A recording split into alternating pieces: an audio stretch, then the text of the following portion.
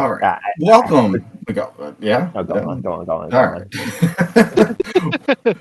Welcome to the Perfectly Sane Show, episode 721 or 722 if you were here last week, but you didn't ever hear it. So, I am Chris.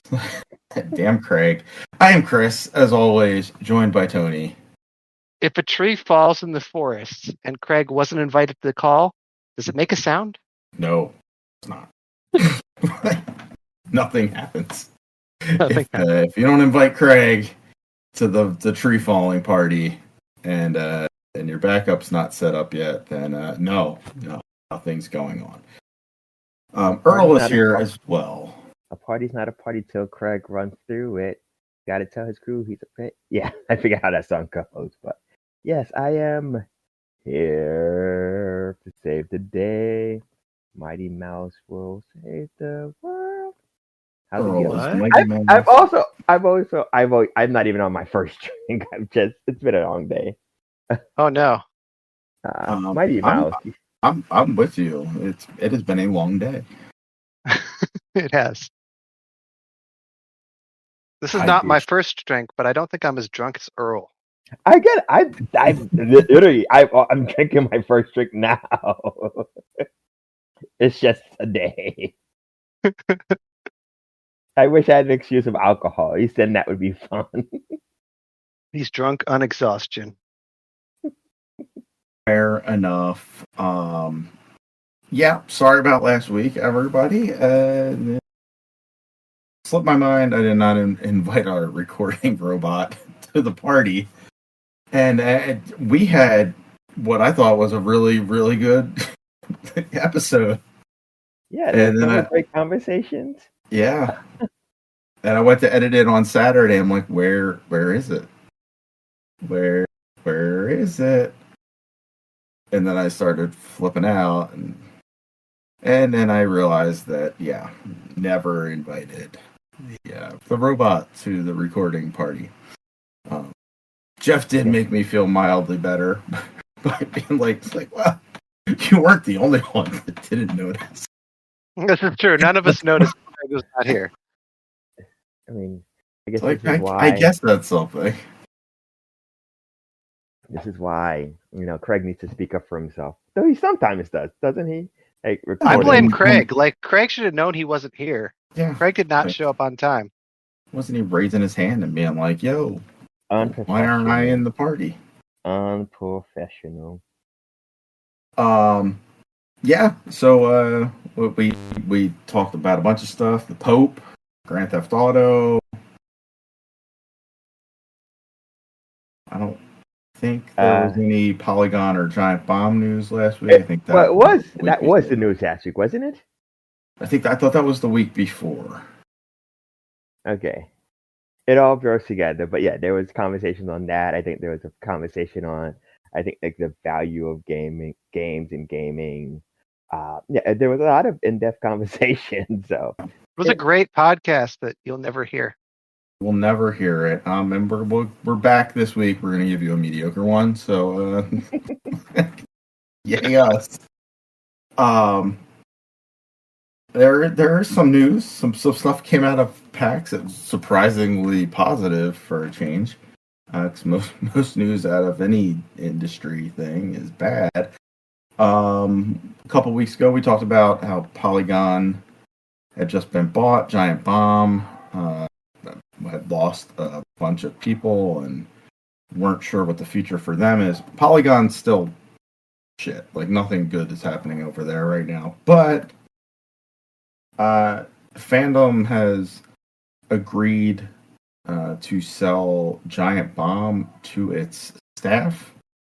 And so Giant Bomb is now 100% independent as of, I guess, last week, but they made the announcement at PAX East over the weekend. So that's good.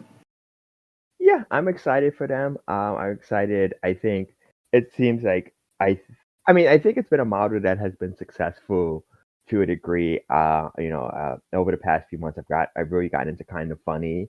I think that was the first big one that's done it, where they are completely funded by Patreon and subscribers. I think Easy Ally has a similar model, Min Max.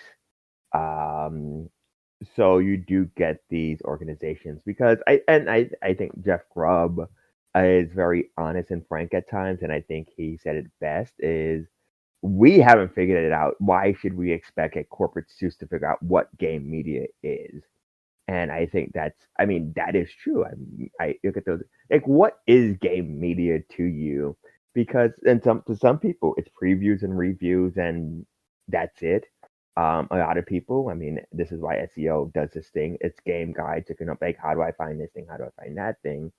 And then to I think us and a lot of people who kind of are in those spheres, like the forums and the hardcore social media, it's like you want that stuff, but you also want the in between stories, like the what's going on. Why was this game canceled? Why can Jade Raymond not keep a studio game going forever? We'll get to that in a bit. But but that doesn't necessarily mean it brings money. So trying to figure out like what is the best course of action, and I think they have an opportunity to figure it out. I do think a bit negatively, a lot of it does end up being, again, like I said, I enjoy Kind of Funny, but a lot of that does end up being very personality driven. And I think the same thing will be said at Giant Bomb.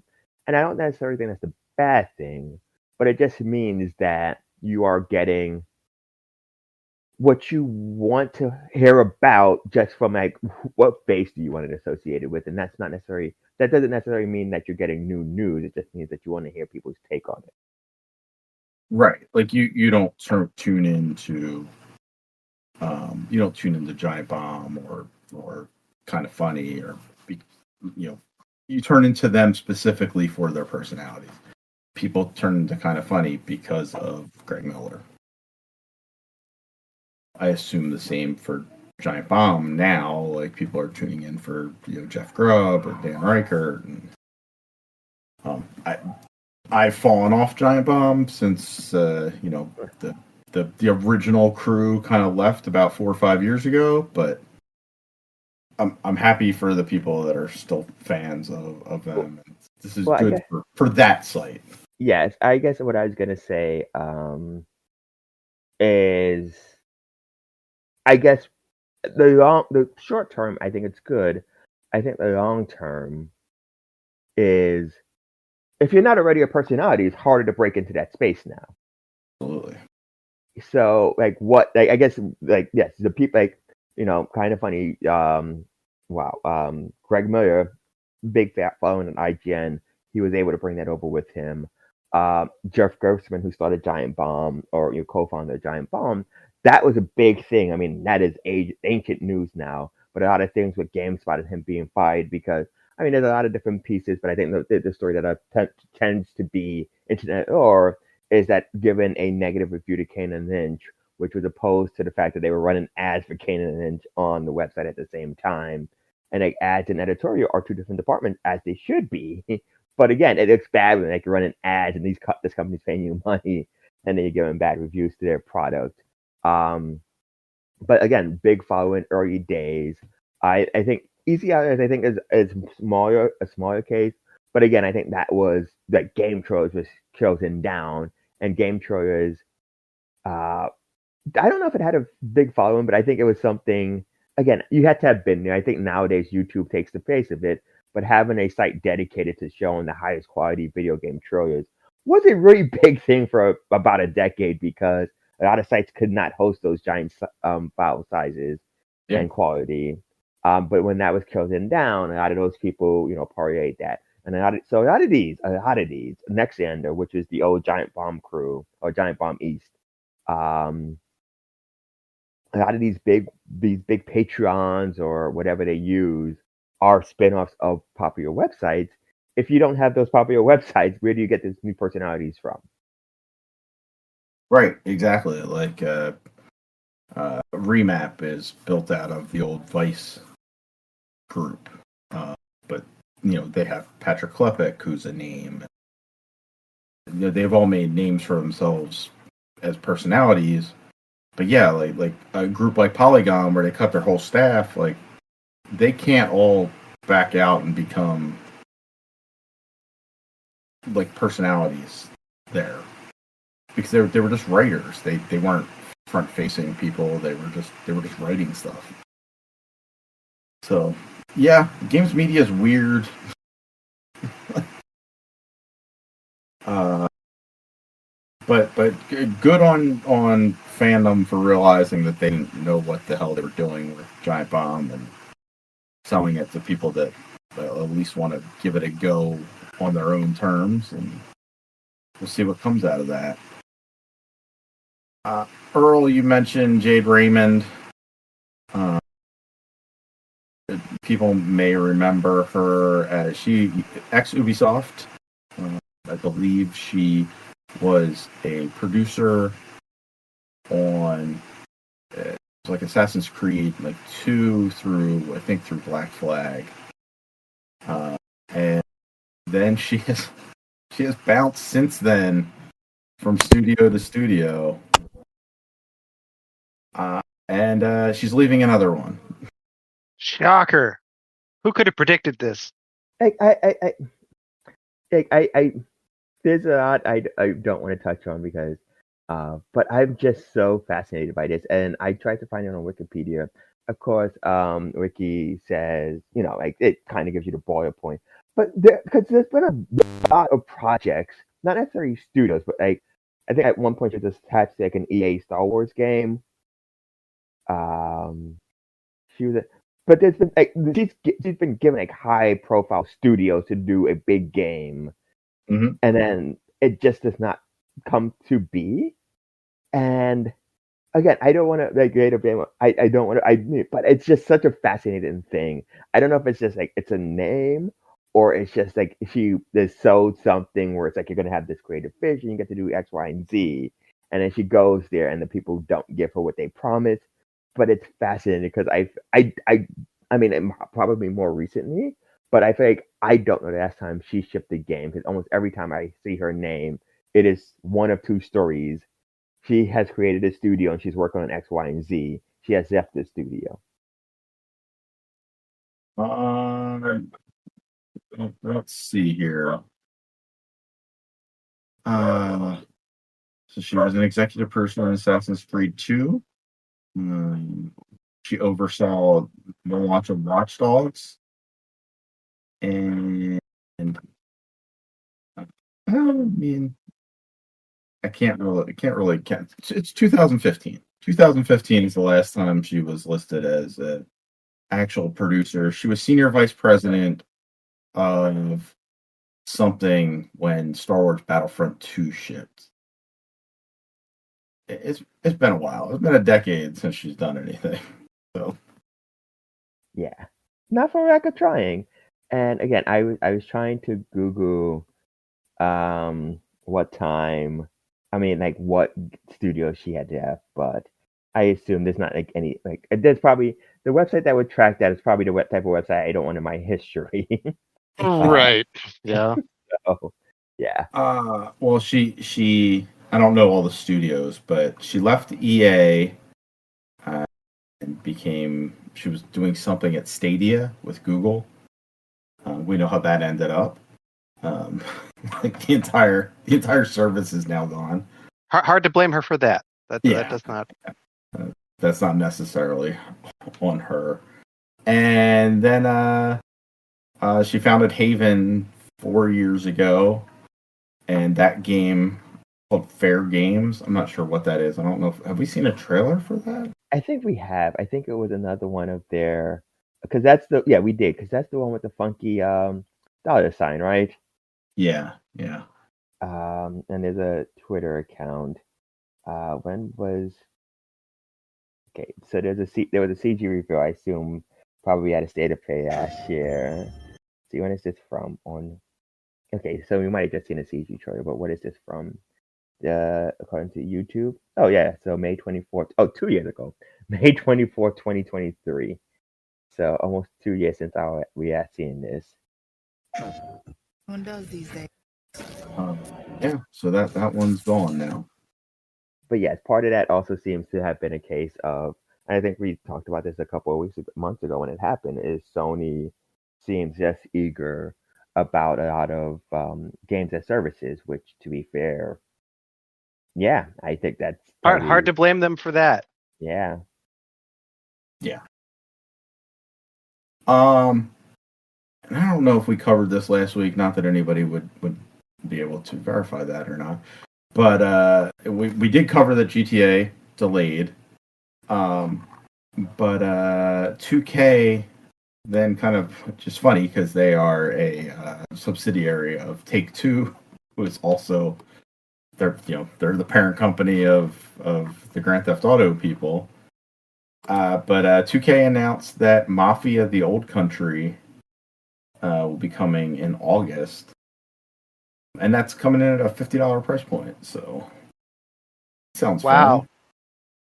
That's a nice price point, but what does that mean? Is that bad? Is it bad the game costs $50 now? Yeah, I don't know. they kind of made it seem like it's a smaller scope game. They wanted to make it very explicit that it was not as big a game as Mafia 3, which, to be fair, Mafia 3 was a standard open world game. Have you guys played Mafia 1 and 2? I played Mafia 1. Okay. I did not play Mafia 3. Okay, so Mafia 3 is more like 1960s Grand Theft Auto. Yeah. You have this big sprawling, I think it's supposed to be New Orleans, city and like the surrounding area. Mafia 1, while there's a world, the way that game works is like there's not really a lot to do open world wise. Like you drive around the city, but there's not like a whole bunch of activities. It's more linear level based stuff. And that seems to be what this Old Country game is going to be more like, as opposed to Mafia 3, which was more modern GTA style. I don't know. We'll see. $50. I like. If we're gonna do this like variable pricing, I do think games need to be cheaper. Yes, I think as that well. was one of the. I think that was one of the conversations we had last week. It's like it does seem like everybody's like favorable pricing, but it's always an expensive price or a slightly less expensive price, not like the full gamut of. Yes, some games are $20, some are 40, some are 60, some are 80. It's like some are 70, some are 80. Maybe we'll go up to 100. I'm like, yeah, well, the variable's not going down for me here. Right. But I mean, Mafia, pretty big series, and this is the fourth game in the series. And just recently, we had Claire Obscura, which was, it's a smaller game, I guess, in scope, but it sold 2 million plus copies, and that game also launched at $50. So I'm here for $50 games. Yeah. It's like when that Because Right. well, remember when Assassin's Creed came out, the gosh, why can't I remember which one it was? Yeah, the one in Iraq. Yeah, and it came out at that lower price point, and it was great. Although I don't think it sold as well as the other Assassin's Creed games. I don't know if the price point makes people like want it less. I Because it's do not think priced like a full game. there is some psychological thing to that where it must be like a spin-off. It must not be as expensive because it's not as much. But the other thing I was thinking too, and I don't know if this is I guess they do because I know like MPD, for example, tends to base sales on revenue, which is fine. But in certain cases where a game is like, I think the big thing used to be like the handhelds versus consoles, where like 3DS games were like 35, $40 compared to $60 for a console. So you'd have to sell at a decent ratio to really hit the list. So I was thinking like, oh, maybe it sold as well. It just wasn't showing up in the same way because of. But yeah. More $50 again. It sounds weird to say more $50 games. That used to be the norm. Like I guess it's like almost 20 years ago, so it has been quite a time. So I think $60 games was the 360. Was that? $60 launched with 360 and PS3. Yeah, And I think the 50 was the PS2 era. Yeah, and I think the Wii kept the $50 thing, and I think the Wii U did too, and I think the Switch was when they went up to 60. But yeah, it's been a long time. And listen, I'm not saying that the prices. I understand why they need to go up eventually. It's just you also just need to. I think a lot of people were just like, oh, like this is what digital games are for. These are the games that you get for $20. But even those are going up in price now.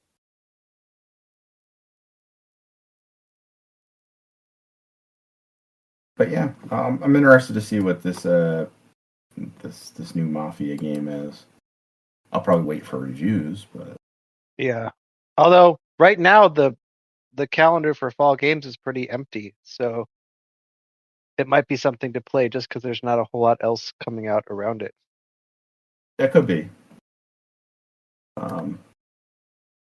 Yeah. It's early August, so it's like far enough away from Donkey Kong, and then far enough away from there's like a bunch of games right at the end of August. Because everybody was trying to avoid GTA in the fall. Yeah. Like we're gonna be. Yeah. Was there any other news, Earl, that caught your eye? Oh, I mean, there's a few pieces of news. I mean, we had to talk about one of the most iconic brands in all of gaming getting a movie adaptation announced this week. I think is it Sony who's working with Ubisoft on a Riders Republic game? I mean, a movie.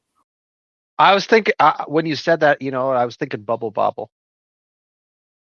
I think you would have thought of like 50 different things before I said. I mean, 50 is being generous. I think even if I said Ubisoft, it'd probably take 50. Yeah, that would be like the Wow. That would not come up. That would not be on the list at all. Like maybe they're finally going to do a good adaptation of Assassin's Creed or Splinter Cell, or like there's so many options. Watch Dogs. Heck, I think the Rabbids because the Minions. Oh yeah, I think they would do really well. Yeah, Just Dance. Heck, I could see a dance movie. But yeah, Riders Republic, which I think has one game that came out like 5 years ago. Is apparently signed to direct is the directors between last two Bad Boys movies. So it's not even like small potatoes. Like these guys do really good action movies. And yeah, Riders Republic. So in a less cheeky one, actually, I'm actually interested in this. The Gears of War movie got a director, and it's the dude behind. Wait, so let me just see if I remember this correctly. Because the Gears of War originally was a TV show, and then that got canceled, and now it's a movie for Netflix. Yes, and it's David Leitch. Atomic Blonde, Deadpool 2, Hobbs and Shaw, and Bullet Train. So I mean, if nothing else, Deadpool 2 and Hobbs and Shaw, I think those two combined would make a decent Deadpool, Gears of War movie. You have the gratuitous violence in Deadpool, and you have like the buddy cop nature of Hobbs and Shaw with some supernatural nonsense. So that could work. Bullet Train, I was not too keen on, but that's just me. So yes, those two, so again, I assume much like anything else, we'll hear of announcements about all of these video game movies. Anything's gonna come up, I think. Kind of breaking news. It's not super important, or not, it's not super big news, but Nintendo just detailed what the free updates for the Switch games will entail on the Switch 2. Because if you remember the directive, there was three tiers of games. There was the tiers like Zelda, Breath of the Wild, and Tears of the Kingdom, where it's an upgrade fee. You get 4K resolution, higher frame rate. There's the app. Then there was the other ones, which I think was $20, which was Mario Party, Jamboree, and Kirby, which is upgrades, but also comes with new content. Then there was just the blanket. These are games that are getting updates on the Switch 2 for free, but they didn't detail what they are. And to be fair, they're not super detailed, but so stuff like ARMS, it says visuals optimized for the Nintendo Switch display and high resolution TV, frame rate optimization, HDR support, Big Brain Academy, 4 page for party mode, and karaoke for video game chat. Captain Toad, very similar, HDR game chat, Clubhouse game, yada yada yada. Game Builder Garage, I think, is an interesting one because it adds support for the Joy-Con 2 mouse controls. And I'm sure you are like, oh yeah, of course, Game Builder Garage. Forgot this game existed as well. The one I'm most curious about is Pokemon Scarlet and Violet are actually getting upgrades. It says visuals optimized for Nintendo Switch display, but frame rate improved for smoother movement on Nintendo Switch 2. I've not played these. I know the big complaint with a lot of people was how the game ran. So hopefully this kind of fixes it. Granted, it's also 2-3 years old now, so we'll see. But yeah, it's nice to kind of see some of that known ahead of time. And again, some of these features are nifty. If not, I don't know how often they're going to be used. But I did forget that that is an aspect of game chat. I think if I'm reading this correctly, is that like one person can own a game and you can play it with them. Okay, that could be fun. Yeah. So yeah, I mean it's very similar in a way to not into what Split Fiction, well not Split Fiction, but that studio does, where one person buys the game, they can host it for the other person to play with them. So this is again, all of their games are, you just need one person to have bought the game, and then yeah, which again I think is a great feature for something so co-op heavy. Like the fact again, Odyssey has co-op, but does it? 3D World, that's great. And again, I think that's a great game to play with friends, but that's being added to that stuff as well. So yeah, that was just coming out of Nintendo. And again, there's a Kingdom Hearts game canceled. It's a mobile game. Yeah, same reaction. Same reaction. I mean, I like Kingdom Hearts, but yeah, I don't think anybody's like. I feel like there was a moment in time where people were just, well, not people in the studios and publishers kind of go from the big mobile push where like everything needed like a mobile version or mobile tie-in app. Like I feel like it's one of those things that maybe I wasn't paying attention to, but like that the golden goose that was mobile gaming has died down in a way. Yeah. All right. Well, lots of movie news. That David Leitch or whatever his name is. He also did The Fall Guy, which was last year. Oh, right. That was fun. That wasn't last year, though, was it? Yeah, last year. You know what? I'm getting it confused with what's that terrible movie with Ryan Reynolds? I know that does not narrow it down. Green Lantern. No. The gaming one? Yes. Oh, I know what one you're talking about. Is it Fall Guy? No. No, that's the one I was confusing it with. That's why. Yeah, Free Guy. Okay. There you go. Okay, that's what I was like. That wasn't last year, but yes, okay. In my head, I had Free Guy. I'm like, oh, he did the terrible Ryan Reynolds movie. No. Fall Guy was the Ryan Gosling. Yeah, which is a good movie. Yeah, that was very fun. entertaining. A bit too long.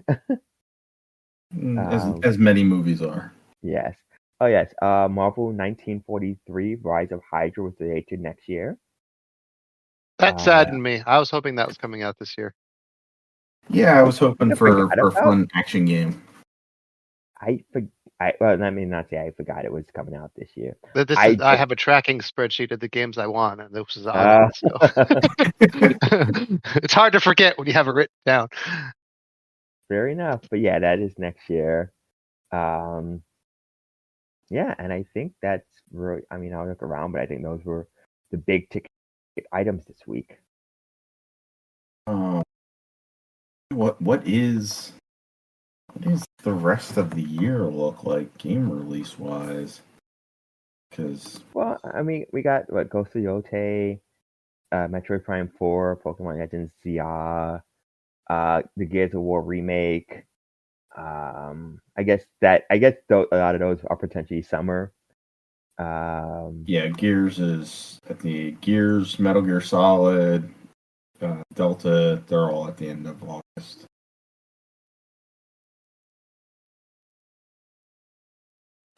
We never mentioned EA made a bunch of weird announcements about their stuff. Oh right, they are forcing people back into the office. I guess they're doing hybrid. I guess they were fully remote, and it seems like they're trying to get people to quit on their own, which is always a scummy move. Guess you don't have to pay severance. Yeah, the easiest way to do that is be like, you have to come back in the office. Yeah, just be a scummard, EA. It was funny though. I saw somebody talking about it on one of the shows, and I'm like, yeah, I think this is a terrible. Oh, but it's an EA. Their reputation can't get worse. Right. Borderlands 4 is out this year. Yes. That's another end of the year. The Marvel Cosmic Invasion. I'm looking forward to. Not necessarily. That's on my list. Yep. That's Which a big one. Was that the arcadey one? Yeah. Yeah. It's by the It's by the Turtles guys. Turtles guys. Yeah. Those look fun. Yeah. So that's on my list. But yes, Outer Worlds 2. Yeah, that's supposed to be this year. I mean, hopefully we'll hear more about it in June. Yeah. When the Xbox showcases. Because you're right, Tony. Like normally by now, the year starts filling up, but yeah. There for October, Yahoo has 1, 2, 3, 8 games for October. One of them doesn't have a date. There are some you can assume. I don't know the date for NBA 2K. Well, that's coming out this fall. There'll be Madden might actually have a date. There'll be an NHL. There'll be games. Yeah. Again, I think Pokemon will be slotted into November at some point. I could see. I think there's still one. No, Fable's not this year. What is Microsoft's game in the Fable got delayed to 2026. Okay. Outer Worlds 2 would be their other big game. I mean, Doom's out. I guess Doom is out now. Doom just came out. We'll talk about that shortly. Rock'em Robots. Gears is end of August. They got some stuff left, but I think I mean, really, the only person. I mean, not the only person. Is Sony, and I always feel like we said this, has a quiet back half of the year. Do they have anything? I mean, I guess the Elden Ring. Ghost of Yotai, as far as I know. Yeah. Elden Ring Night Rain is sometime this year, right? It's next week. Oh, okay. So it is sometime this year. Yes, it is. Yeah, I'm trying to think. Actually, it's 2 weeks. It's the 30th. I thought it was the 23rd, but it's the 30th. I've also just been ignoring the rest of May. It feels very fast and very slow at the same time. I mean, Hollow Knight's Silk Song is any moment now. Any moment now. They did say it's coming this year, I believe, but they've been saying that for I don't believe anything until it shows up. That's it. Yeah, it's weird. I mean, not weird, but it feels like it might end up being that the first half of this year is going to define this. It's going to make it a really good year. But it feels like it might be the first 5 months of the year. I'm like, yeah, 2025 is a great year for video games until we all had games to still play. There's a new Professor Layton game at some point this year. Yeah. Stellar Blade is coming to PC. I feel like a lot of games. I don't. I'm even looking at the stuff that's not dated and nothing kind of sticks out as oh yeah, that is a big game. Yeah, we'll see. I mean, we got Summer Game Fest in what 3 weeks, so hopefully a bunch of stuff gets announced or dated then. I think the Microsoft showcase is the 8th or 9th. So it's after the Switch 2 comes out. Yeah, Summer Game Fest is the 6th. So Switch is the Thursday. Summer Game Fest is the Friday. I'd assume Microsoft is probably that Sunday, but let's just check. I thought they had just announced. Yeah, I Sunday, thought it was Sunday, but yeah, Sunday, June 8th at 1 p.m. Also, kudos to Microsoft, who understands the game. Like, give me stuff over the weekend so I don't have to pretend to work. That's right. Yeah, I've missed so much gaming content because it happens like while I'm in a meeting. Yes, it sucks. Don't do that to us. And there's only so much. You used to miss E3 all the time because every time because my conference was during E3. Yeah. So if they did it on a Sunday, at least you'd be able to catch some of it. Well, no, because my conferences normally go Sunday to whatever. So you would still miss this piece of it. Yes. But yeah, can't win them all. Yes.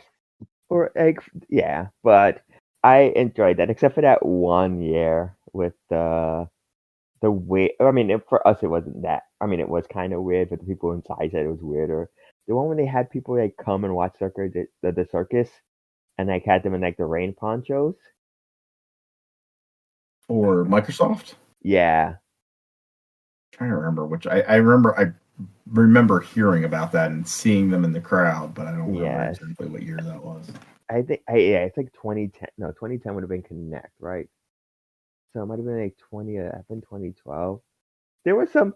I think at some point E3 was using a system and people because it was like that same not that same year, that year Sony did like that conference, like the first 10 minutes was like a concert from Days Gone, or I forgot which one, but they had somebody playing like a banjo. That sounds like that was The Last of Us Part 2. Cause that's how that game starts. Okay, I just remember being, because that was back when they did it in the movie theaters, and just being in the movie theaters, and I was like, "What the hell's going on?" That was a whole weird presentation too, because I think they showed 4 different games. Yes, and each one was like a presentation, like a showcase. Yeah. So maybe we'll do that in a few weeks. It's just like weirdest or most surreal E3 moments of all time. Mm-hmm. Yeah, that sounds like something fun to kind of like look back on. Because me and my friend still quote the Konami, is it 2010 press conference? You will be sucked. XXSYYY. Oh, that was such an utter train wreck of a conference. It's so good though. Mr. Caffeine. Yes. The Ubisoft one. There was the awkward Pele interaction at the EA FIFA thing. He didn't seem to know why he was there. Yes. I don't think anyone did. Anytime Joe McHale hosted Ubisoft until they got Alicia Tillion, and she was great. She was very good, yes. Yes, but some really good and cringe times. We'll look back on that as we get closer to not E3, Summer Games Fest in a few weeks. But we played some games. Well, I played some games. I hope you guys did too. Otherwise, sad week for you. But did you guys play anything?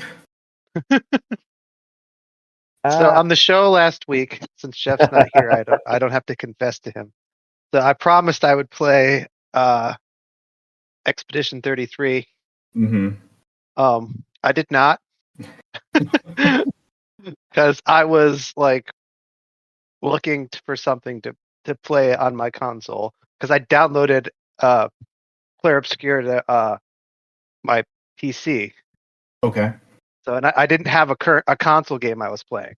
Like, okay, I'm going to download something in my console, and I'm looking at my Game Pass list. I'm like, well, it's been so long since I played GTA 5, I barely remember it. So, and of course, it just come out on Game Pass. I'm like, all right, fine, we'll give it a shot. I haven't played anything else since then, guys. GTA is really good. It's I I it's like a breath of fresh air. Like I was looking for something to like be completely different from all the other games I had been playing, and I've been playing like open world like Assassin's Creed games and whatnot. I was gonna Like, say, I was like, that's not different on the games you've been playing. except in those games, you're kind of like you're a paragon of society. You're trying to make things better for everybody else. They're like you can't hurt civilian, like all that stuff. And then of course, in the first 5 minutes of Grand Theft Auto, I'm running over some poor pedestrian, and all you see is like the blood splattering, and like, oh, I'm back. GTA is back. Yeah, and the fact is, like, I played the game when it came out, and I think there was like a stretch where I played some GTA Online in like 2016, but I really haven't played the actual campaign since then. So it's been a long time. So I don't like I remember parts of the story, but I don't remember all the crazy stuff that happens. And that game is not tame at all, and it really starts you off by doing some really, really wacko stuff. Like trying to hijack a boat on the highway while it's like hitched on a trailer, and like it's cool. It's so much fun. And I remember the really souring on the game once it gets farther and farther into Trevor's story, because Trevor's so unlikable. I don't know. I'm trying to embrace it and kind of like put that part aside and like try to enjoy all the other parts of the game. But God, it plays so well. Like everything in that game is great except for having to sprint by pressing A over and over and over again. It's one thing that annoys me. I still don't get why they put that in the design. I don't get it. It's not great game design.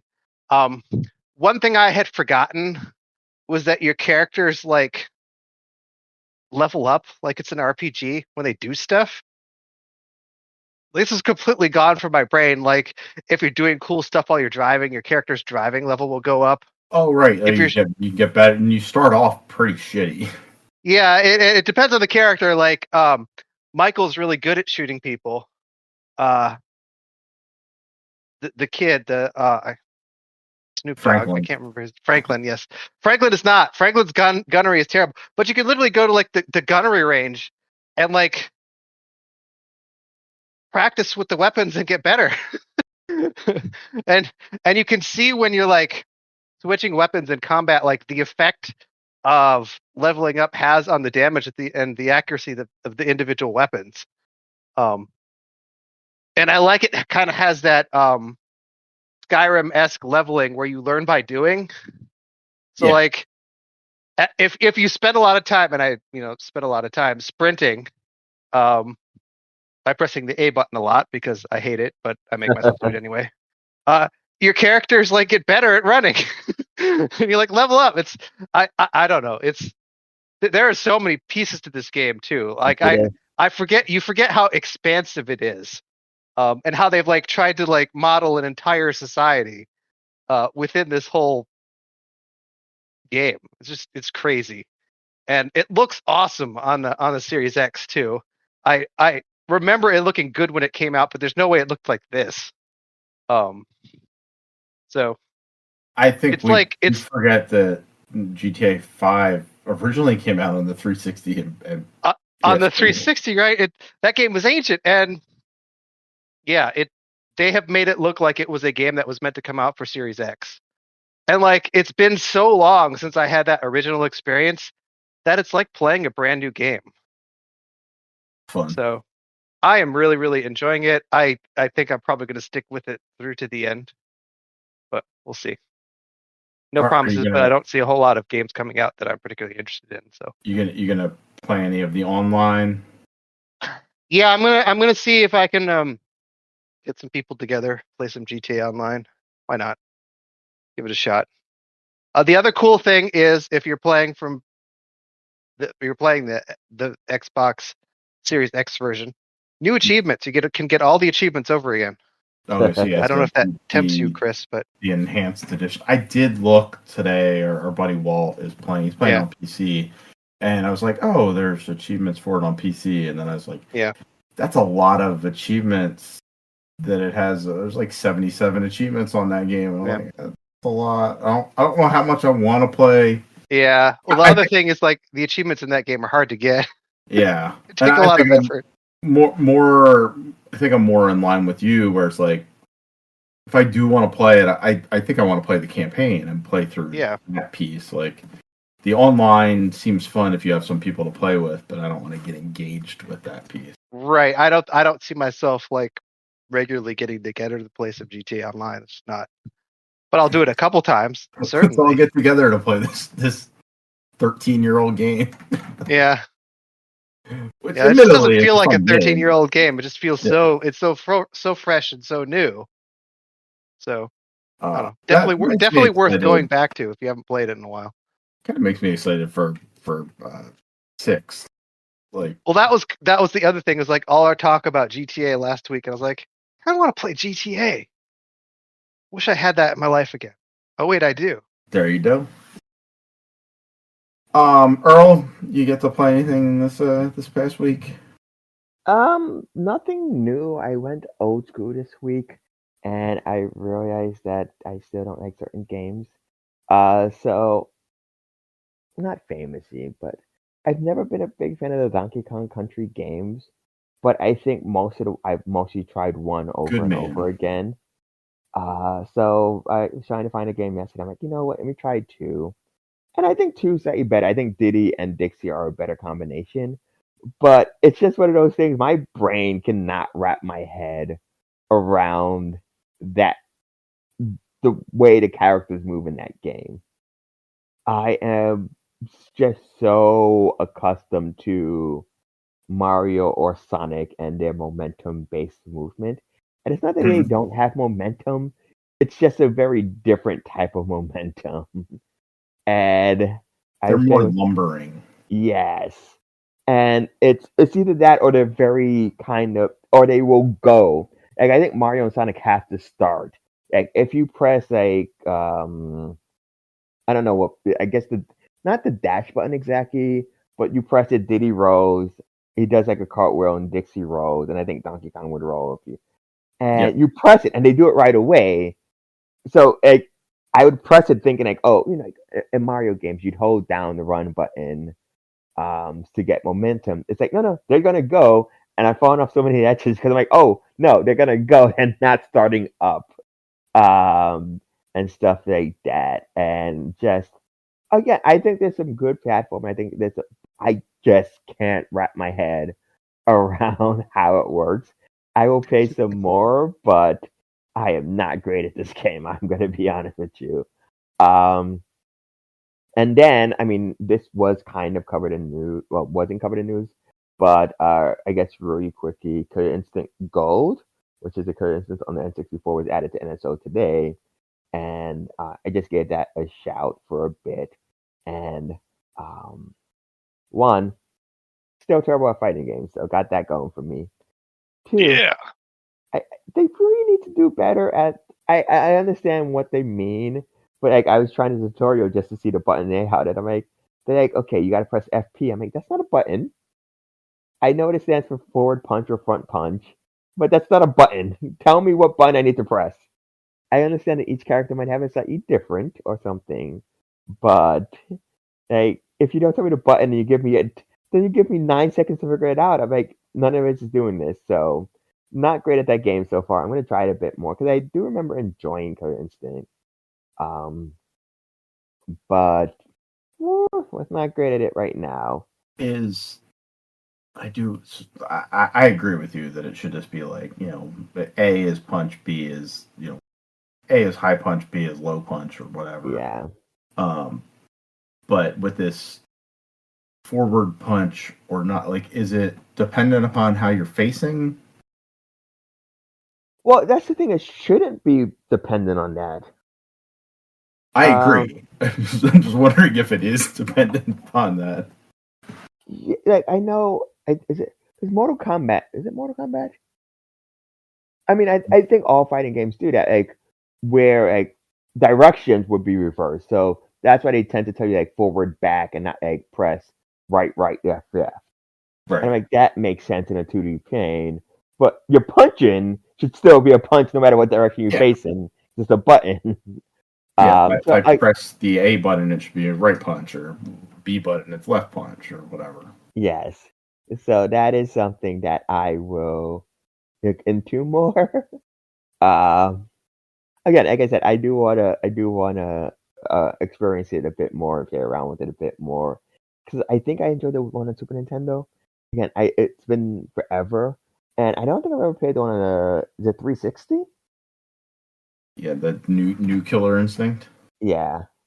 No, it was a Xbox One. Oh, okay. Okay. That's part of Game Pass, so you don't Yeah. have Game Pass right now, but if you get it again, it's there. It's a ton of content.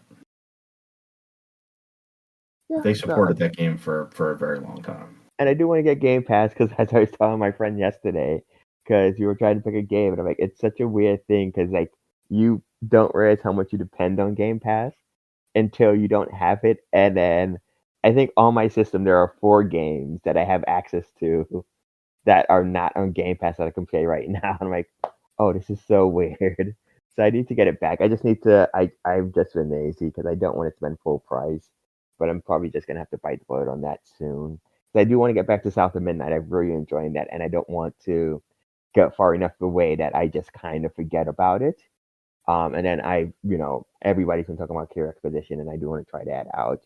And I do think, and I do want to try Doom. I think we're at a really sweet spot because I do think, I will start to transition to the Switch too in a couple of weeks, which is part of the reason I've been playing around with my Switch more. It's just like, let me actually use this somewhat. And I use my Switch, but again, mostly it's for cross and stuff like that recently. Because it's been a relatively quiet year for Nintendo. At least, for releases. But it makes sense because of what happens next month. But even third parties, I don't think there's a ton of third party games coming like and dating this system. But yeah, and at some point I should remember I own a PlayStation 5 that has a fully paid online subscription and games I have. No. I mean, he's talking about these two systems. Like, oh, there's a third one that has everything. Like, it has the thing I'm missing from the Xbox and the thing I'm missing from the Switch, but it just kind of sits there, staring me in the face. But do you have like the middle tier, the high tier for? I had for they always tear. Okay. Had they always tear. But I mean, games with that. But. Yeah, but especially out of them, like even when I didn't have a PS5, if you still like I had a PS4, but you could still claim the games that were on that lower tier because it's just on the app. You couldn't download it, but you could always claim them. So I have access to those as well. But even aside from that, I still have RoboCop that I need to finish. I have Spider-Man 2. I was thinking about yesterday. I've not even started yet. Helldivers had an update this week that I want to go and actually try Helldive. It's the whole reason I bought the damn system for. So like I can't even say anything. It's not even like my Xbox is my Blu-ray player. So I'm like, I don't even know. I bought it because I need to use it. That's gonna be my quest soon. It's just like use my PlayStation. It's a good idea to use the technology you bought. We just need to add a segment to the show. Earl, what have you done with your PlayStation this week? we can shame you. It's gonna like start making stuff up. Like, well, I put flowers around it this week. I dusted it. Every week it's just gonna I got a new face just so I could, touch it and see what it does. It still turns on, I think.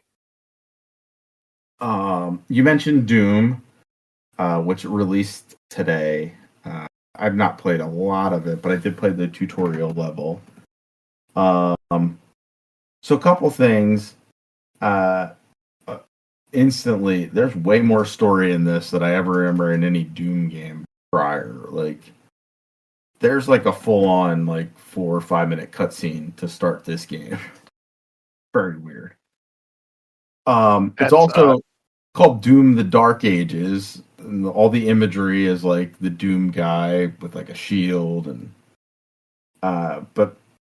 and that's what all the imagery in the game is. Like it's taking place in castles and the people you're fighting alongside, because there are actual people this time. Normally in Doom games, like there are no people.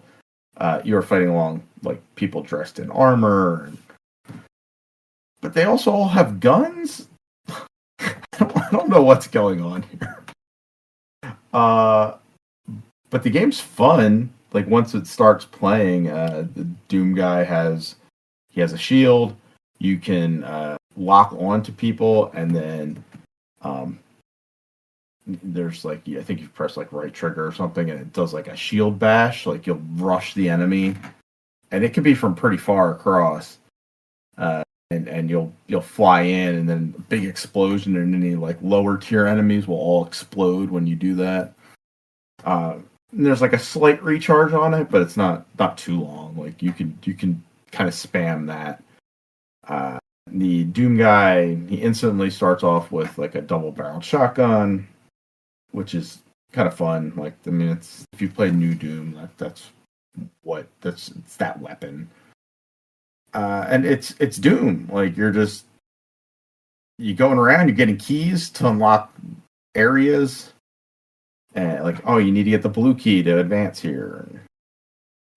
With the shield, though, they have added in some like interesting mechanics, like red shots at you. The way it's set up right now, like red shots at you can only block, and you can't just stand there and like block. Like eventually you'll lose stamina or something, and the shield will drop. So you kind of have to like use it strategically and move around.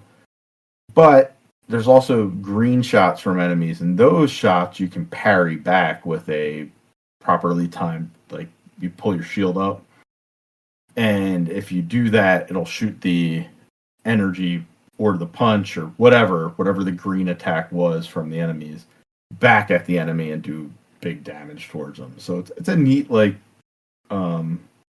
it's like a neat addition to the game. Just that story stuff is like really strange. I'm not sure why there's so much fucking story in this Doom game.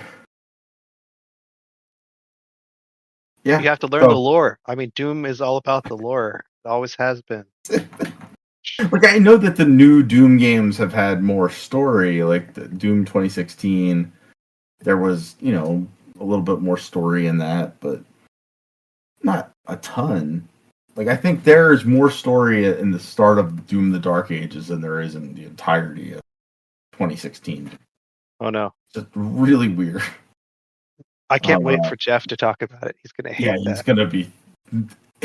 He seems to be liking the game from what he told me, but yeah, I'm interested. It's like I have a feeling he's probably just got up and walked away and came back. Right, he's just like skip. Yeah, that's something I like.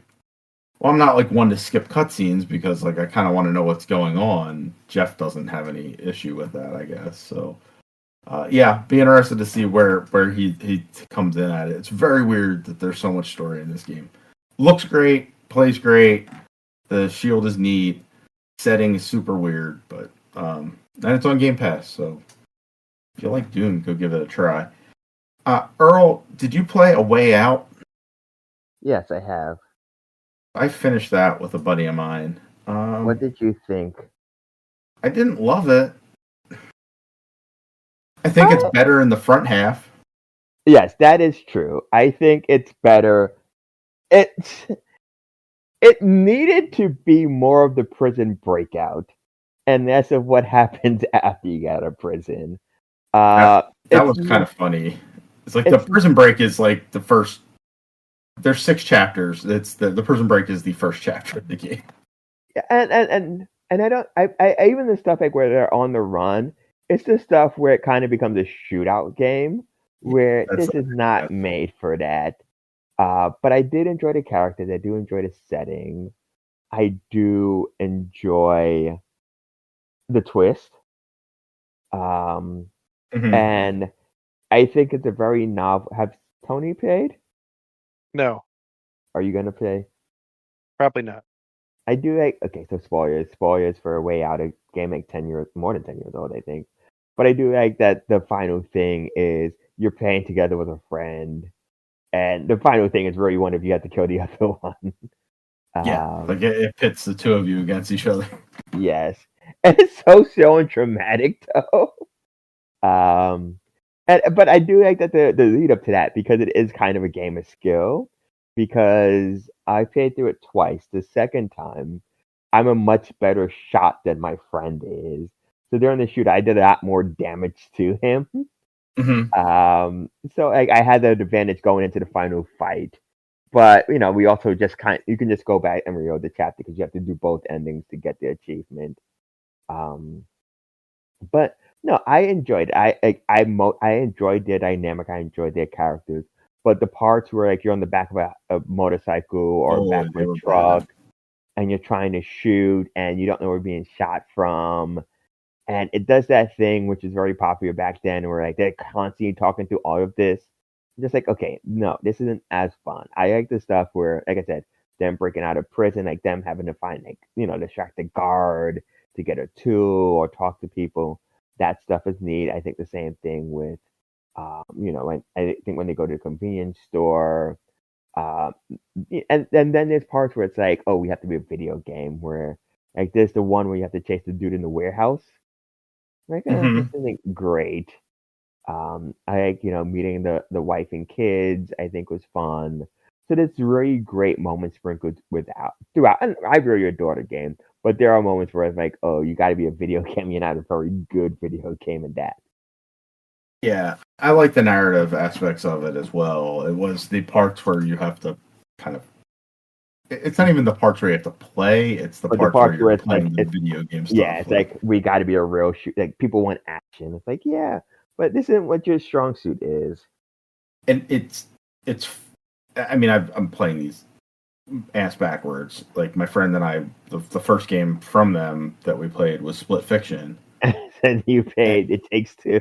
we're gonna play It Takes Two next, Oh, so actually. it's not even to you went most recent first middle. Yeah, and then I was like, oh well, let's play this other one because we just had done like Split Fiction is a lot of platforming, and um, I figured A Way Out wasn't that. It's not. There's like a little bit of platforming, and it's bad. But in Split Fiction, it's like I think all that stuff is very refined. It's all very well done, and it all plays way better than A Way Out does. So it's hard going back to it and being like, oh, this is what they came from, and you could see the kind of the seeds that they planted for. I assume for what It Takes Two does, and then for what Split Fiction does. But yeah, the back half of that, there's lots of shootouts. The shooting isn't good. Uh, there's a lot of like stuff in a car or like in the back of a jeep, and all that stuff. I think isn't All right, particularly great. right. There's also the thing with like the sniper in the theater. Oh yeah, Yeah, but again, I remember the bad parts, but I remember because I think I played through it twice with two different friends, and I really enjoyed it. I enjoy it more than I mean. I think It Takes Two has better gameplay sections. I don't like the main character of It Takes Two, and I'm very curious to hear your thoughts when you play that game. I actually did like the characters in A Way Out, like up until maybe the end. Yeah, It's not even that you don't like them; it's just that like the reveal, maybe not shocking, but it's like, well, that kind of sucks because of yeah, the guy I'm playing. yeah. Oh, I guess yeah, because it's like, oh, they're actually becoming friends, and I actually do like their budding friendship. And oh, this is not going to end pretty at all, and it does not for one of you both times. Um, So you did you get like so we only played it once. Um, I played as Leo, the uh, more impulsive and brash criminal of the two, and I died at the end of mine. My friend had a little more. Is there two different endings? Like, can Leo die and then the other guy die as well? Yes. Well, okay. One of them has to die. Yeah, no, I know that. I just didn't know if because like the ending we got obviously was the one that his buddy goes and visits Leo's wife and kid and yes, so to tell them the news that he's dead. So the reverse is then you're reunited with your family, and I think you go because he has a pregnant girlfriend. I want to say. Yeah. Or yes. Wife, I think actually. Okay, so they're both married. But yes, you go and so that's why I said you can reload the last save file and pretty much start from that fight and just have your character win now and just see that ending, and that would also count. Other thing that I liked about it, and I like this about Split Fiction too, and I'll be interested to see how it takes Two approaches it. The achievements are wild. Like you can play through that entire game and not earn any. Yeah. Oh, that's weird. Yeah, because like none of them are tied to progression. None of you have to go out of your way to do like weird shit. Yes, I was because you said I do talk about that. I'm like, oh, like when there's that the farmhouse you go to, and I think like one of the achievements is like pretty much like poking around all of their rooms, finding stuff. Then there's there's like a hidden room or something you have to find. That's an achievement in there. Yeah, then there's like random there's like I think you could play basketball with his son. There's like a random baseball thing. I think table tennis.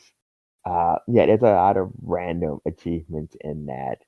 And one we had to go back for. We actually did what we're supposed to, but we did it backwards. Like we just didn't know. When you go into the farmhouse, there is a banjo and a piano.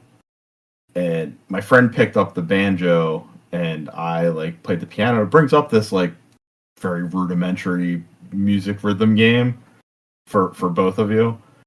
And there's an achievement for playing 15 notes each without falling. But it's very specific. Like Leo has to be playing the banjo, the other guy has to be playing the piano. And I didn't learn that until after the fact. So we went back and kind of like redid a bunch of the achievements to get them. But fun, interesting way of doing achievements. Okay, so just I've just to pull it up for Tony. Like I think the one he's talking about is In Sync, music was played in harmony. You have to get again. No cheating. You expose some infidelity. That one's fun. You get into this trailer park and you can go and you talk to. There's like a lady just sitting out front. She's holding a baseball bat, like pounding it in her hand. If you go talk to her, she tells you that she's waiting for her no good husband to come home. But if you walk around the block to another trailer, you'll hear like sex noises going on. Oh no! And if you knock on the door, he'll come out and like she's in the back, her legs are up in the air, and she's like begging him to come back inside. And he's like, "What do you want?" And if you go tell her, she'll then walk over with the bat, and you can hear the whole scene of her beating him up with the bat. So but you wouldn't know. Like it's just not something you would even think to do unless you're really kind of like poking around at the edges of the game.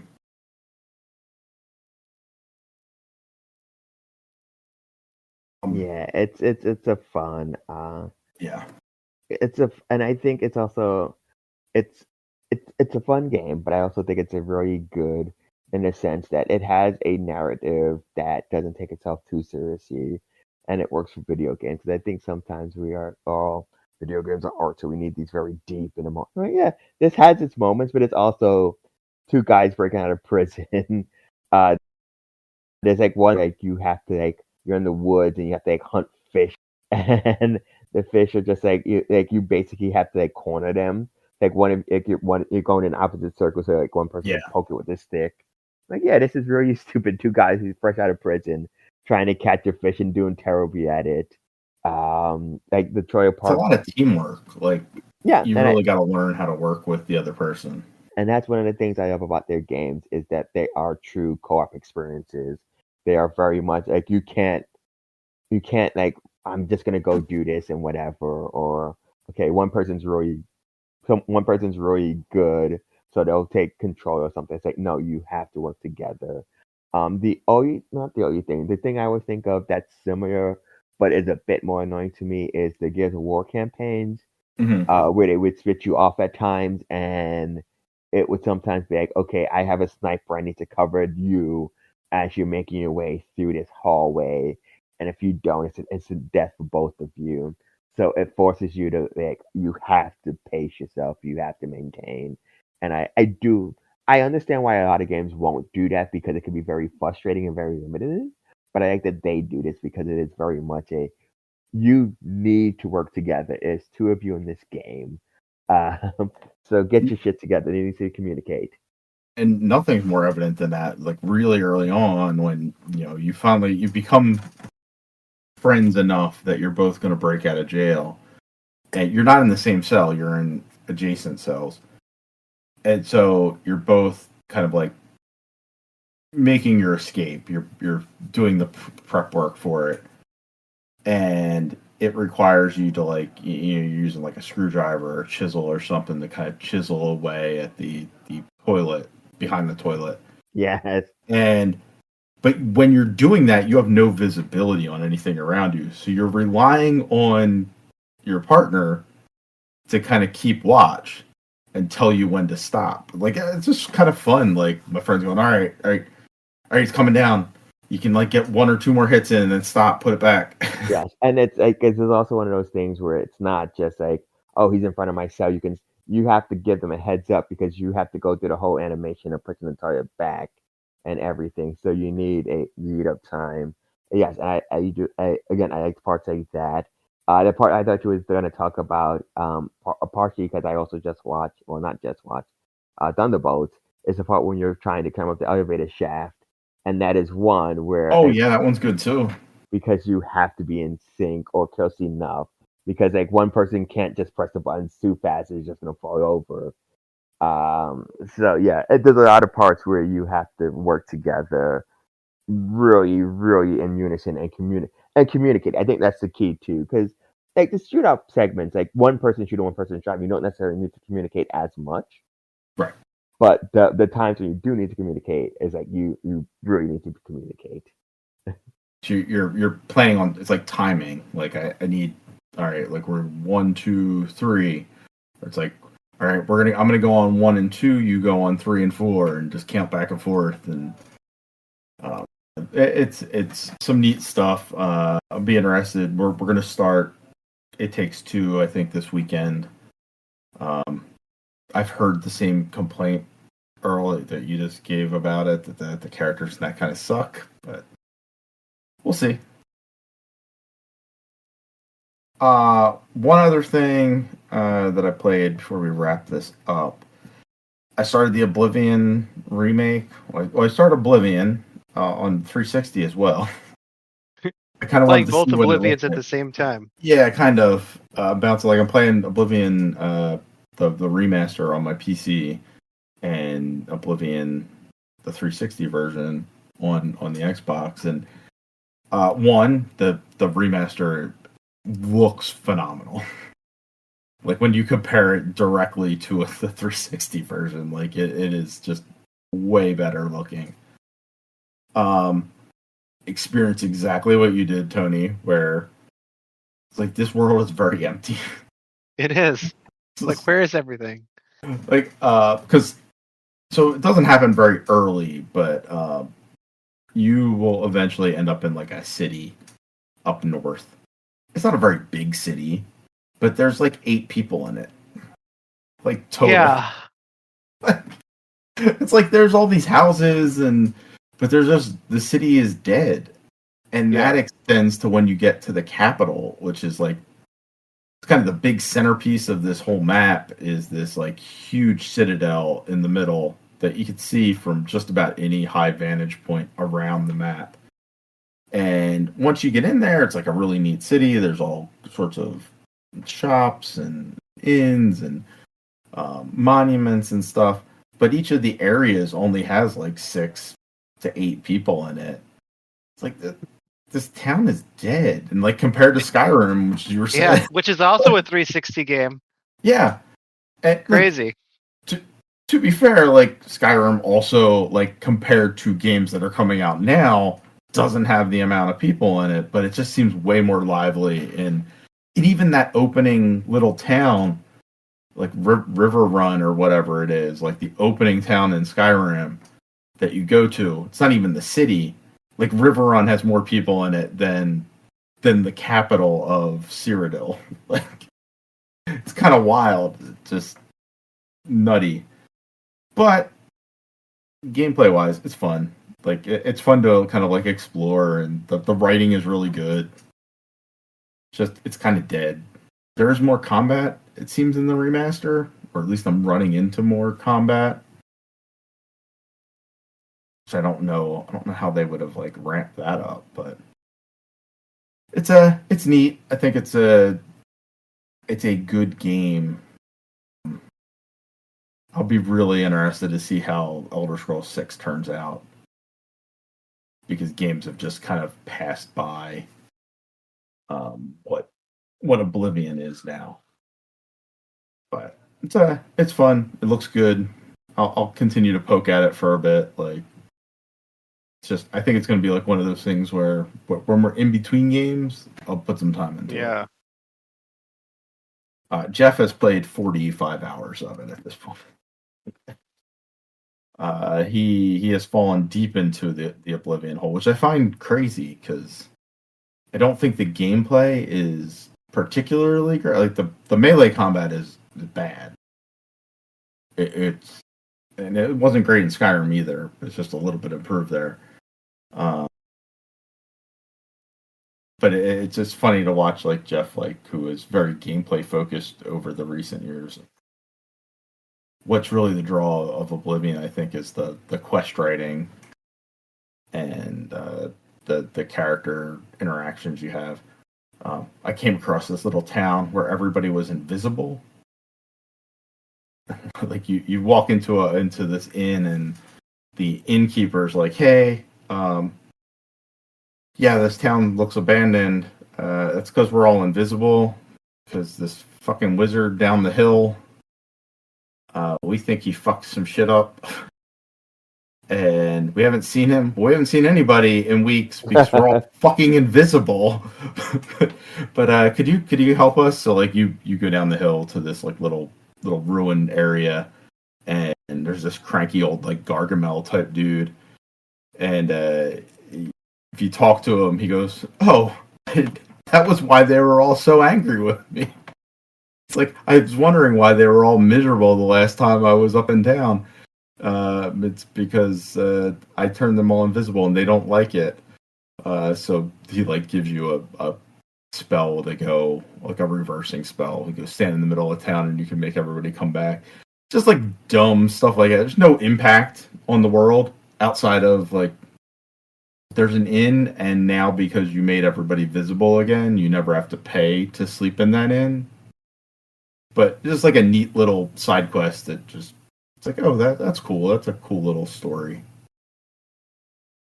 All right. Well, we'll be back next week. I believe we're going to do Mortal Kombat Annihilation. Is that the one we're watching? Yay! Earl? Yes. Real so I mean, yay! Earl, I know. I can't not be excited because it's my project. I just know what. Maybe I won't hate it this time. Who knows? I feel really confident going into this one. I have not seen Annihilation in. When did that come out? 96? 97? I have not seen it since then. So I'm a little scared. It's not good. It's not good. Be afraid. All right. Be very afraid. We'll be back with Annihilation. What were you gonna say, Earl? I was gonna say, it gets better eventually. I think it Oh, starts. the movies. The movies we're gonna watch. Get better. Yes, I do think we're in for a very dry period because I think after Mortal Kombat, I want to say it's Wing Commander. My memory of that one is that that's not good either. I think my memory of that one is like, wait, Wing Commander's a movie? Um, I think it stars Freddie Prinze Jr. Freddie Prinze Jr. and the his buddy that's always with him, the guy who played Shaggy. Yeah, that's Matthew Lillard, right? Yeah. Yes. So yeah, so yes. But Mortal Kombat Annihilation first, yay. Though I guess real quick, I mean not new. I mean it is news. It's not news. Mortal Kombat 1 Definitive Edition is coming out soon, and people are upset, I guess, because that means that the Mortal Kombat DLC or support has ended after what 20 months or something like that. Yeah, not even 2 years, right? Almost 2. So people are upset about that. People are upset about Mortal 1 Combat. yeah. I'm not upset about that because that means by the end of the year, be able to get the whole thing rather cheap. Yeah. But people, I don't know.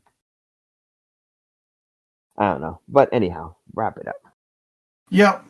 Well, on just quickly following up on that, maybe that means that NetherRealm is working on a Injustice or another Mortal Kombat.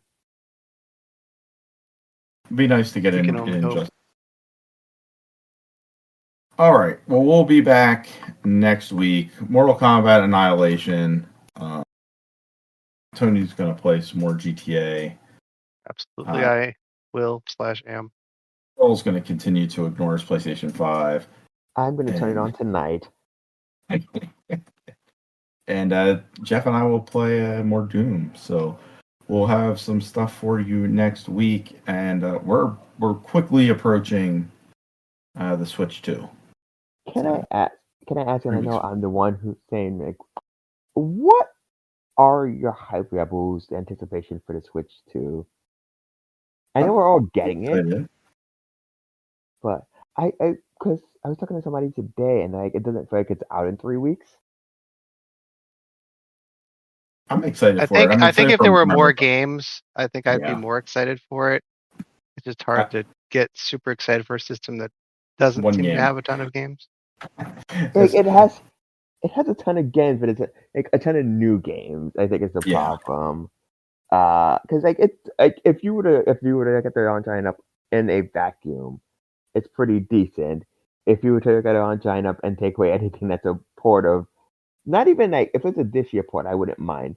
Anything that's more than like it's a like came out last year and beyond. There's Mario Kart, and I think there's Deltarune, and then the Welcome Tour. Mm-hmm. And everything else is like a port or an upgrade, and I'm like, okay, yeah. Question for you guys on that. What is like so Mario Kart? Obviously, that's the big game. Like, is there a second game that you guys are excited for the Switch 2? For the Switch, I mean, I'll play Donkey Kong because it exists, and that's in July. Yes, Switch 2, yes. Switch 2 on China, not so much. Because again, the rest of the year, Donkey Kong, I'm excited for. I'm a huge fan of Hyrule Warriors, so I will get that. Metroid Prime 4 will probably be a Switch 2 purchase for me. I really enjoyed the first Pokemon Legends game. I have not gotten a Mario Party Jamboree yet, so I probably picked that up on the Switch 2 as well. So there are games like that. I want to see more because I'm hoping there's more to Dragon Draw or Dragon Drive or whatever that wheelchair basketball game is. Like right now, it's too sterile. Like I don't mind. Like I don't mind the gimmicky idea. I like arms, but it needs a personality attached to it. And I'm sure there are odds and end games that we'll hear about. But like that's for 5 or 6 games that I'm interested in this year. But that's why originally I wanted to get it. I was going to get it in the holiday season. My fear is, and this has come out from both Nintendo and Sony this week, where they're like, "Hey, we don't know what's going on with these tariffs. We might have to raise these prices soon." Yes, that's why I'm happy that we all got it now. Yes. Because So no other launch games for you guys though, just Mario Kart. Sticking on. let's see, what was actually what are the actual launch titles? I guess that will be a good starting point. So let's see. I can read them off. What is on Wikipedia here? Ridge Racer. Ridge Go Ridge Racer. Racer. Go Ridge Not a Racer. new Ridge Racer. But I was gonna say it's not a new one. It's the 1993 arcade game. That's somehow a Switch 2 launch game.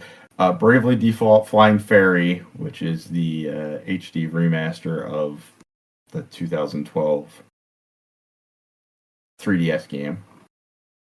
Civ 7, Cyberpunk 2077. Earl, you mentioned Deltarune. Nope, that's not one.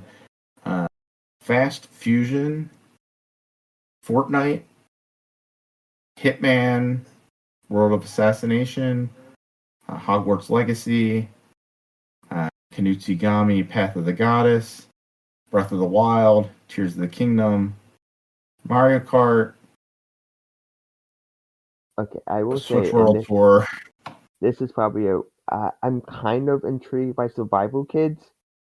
I think just because we'll see how that goes. Okay, yep, Survival Kids, yep. Yeah, everything else is like games that are already out, like Sonic X Shadow Generation, Split Fiction, Rune Factory, Poo Poo Tetris. Yes, again, I will probably get it. I'll play Mario Kart. I will probably I have nothing else to play. I will get Welcome Tour. I would go on, I will go on a GameCube to try it out. I won't do Wind Waker because I have Wind Waker, but it's like a 50-hour game. I would try Soul Calibur, and I would try F-Zero. I think I would also go. It's opening week. I think opening weekend will be like I said. There's a bunch of Switch games getting upgrades and stuff like that. I think there's a novelty in checking those games out. But yeah, we shall see. That's what we should do, Earl. We should all get together with our Switch 2s and play Soul Calibur 2 and F-Zero. The games we were all waiting for. Let's play some GameCube games over the Switch 2. And obviously some Mario Kart. We should definitely play that. All right. Well, I'm still excited for the Switch 2. So it's fun to have new hardware. I'm definitely excited for it, but like, give me some games first. How far out is Donkey Kong? Middle of July, so it's like 6 weeks. That's a bit of a wait. Yeah, and the problem is it's not a bad. I think once a month or so is a really good cadence, but I think the problem is like there's not enough new to fill in the gaps in between that, because again it's a big launch lineup, but what comes next? I guess what is the big third party game that's going to get people excited? And like, if you don't own a PlayStation, an Xbox, or a PC, yeah, there's a novelty in Final Fantasy VII on the go. There's a novelty in Bravely Default has its fans. Split Fiction is a newish game, but I also don't necessarily think it's a massive cross appeal game for a lot of people. Street Fighter 6, I think, is actually a good get, especially I think Street Fighter 6 is a good get in the sense that it's coming out with new content at the same time as the other consoles. So at least you kind of get it's kind of like a definitive edition. So that's good. kind of a positive. But none of us play fighting games. Right. So it's one of those things. Yakuza Zero Director's Cut is such a weird. I mean, well, partially because they don't even call the franchise Yakuza anymore. There's like 3 games in the successor series to that. Yeah, they just released like a Dragon Pirates whatever. Yeah. So it's that stuff where, again, we shall see. I'm kind of curious. I'm hoping that we'll get a direct either really close to the end of this month or like right after launch, because Donkey Kong is dated, but then I don't think anything else is from them. And I do think there's probably like I'm just surprised there's not a single Microsoft title at all. Like, Yeah, that's weird. especially being like so much of it was rumored, like a Sea of Thieves. I would have pegged Hi-Fi Rush until everything happened with the studio. Yeah, I think a rare replay collection would be great. Yeah, even Gears Reloaded is not listed for Switch 2. Yeah. I think that would be that.